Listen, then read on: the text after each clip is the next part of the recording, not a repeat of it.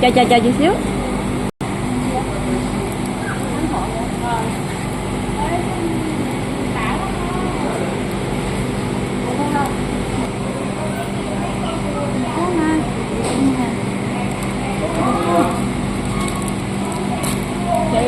Chị cây một canh cam kìa.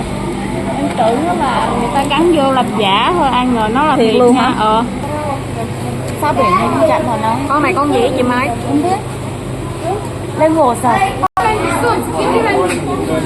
Я говорю, хоть бы показали бы, кто его знает, как существует.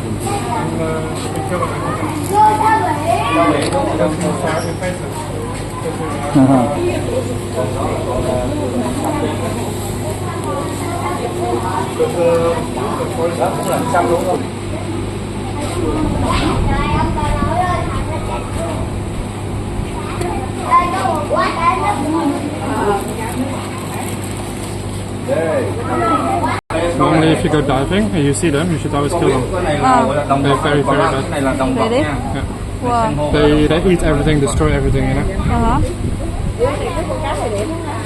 But you can cook them and grill them. They're very yummy. Wow, really? Can eat? Yes. Wow. Just have to make sure you cut it off with the because they eat crabs, they eat other fishes, you know.